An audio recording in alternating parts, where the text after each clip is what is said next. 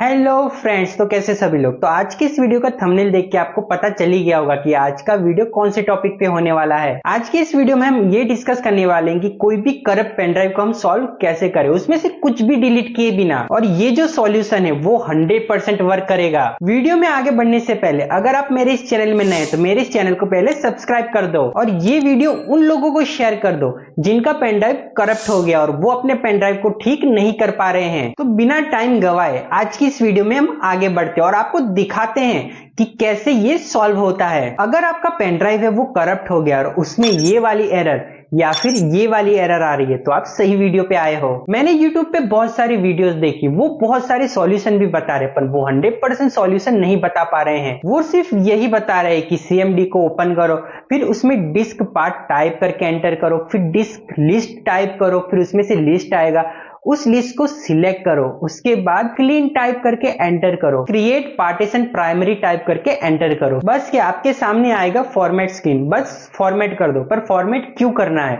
बाकी का डेटा कहां जाएगा। बस फॉर्मेट करने से उसका सॉल्यूशन नहीं आता है, सॉल्यूशन आता है उस चीज को, एरर को सॉल्व करने से। हमारा जो डेटा होता है वो बहुत ही सिक्योरली हमको रखना होता है और बहुत ही इंपॉर्टेंट होता है एक एक डेटा हमारा, तो हम उसको फॉर्मेट क्यों करें। आज की इस वीडियो में मैं आपको लाइव करके भी दिखाऊंगा कि करप्ट पेन ड्राइव को कुछ भी डिलीट किए बिना, सिंगल फोटो को डिलीट किए बिना आपका पेन ड्राइव वर्किंग कैसे होगा। तो चलो आपको मैं लैपटॉप की स्क्रीन पे ले जाता हूं और दिखाता हूं इसका पूरा प्रोसेस। तो चलो मैं आपको प्रोसेस दिखाता हूं, क्या है प्रोसेस। उससे पहले मैं आपको दिखाता हूं कि मुझको कौन सी एरर आ रही थी।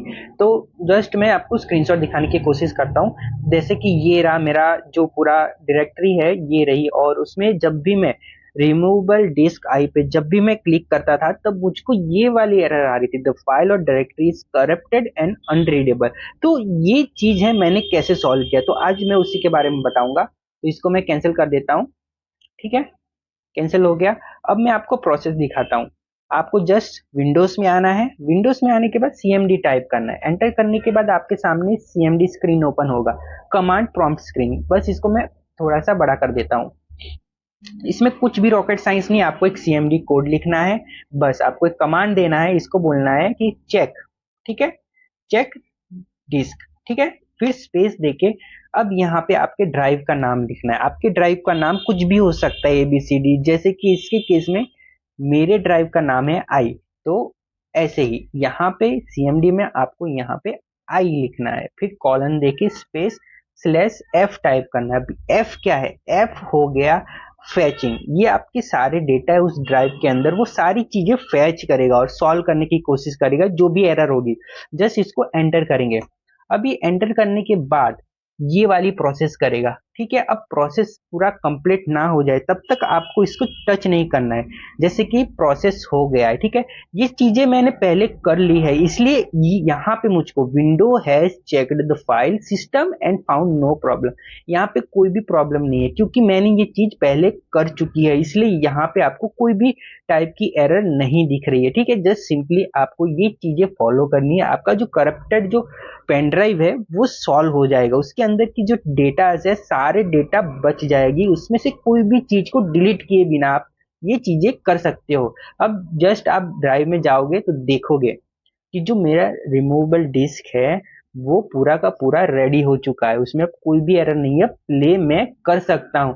पहले जैसे कि मुझको ये वाली एरर आ रही थी, ठीक है, ये वाली एरर अब सॉल्व हो गई है।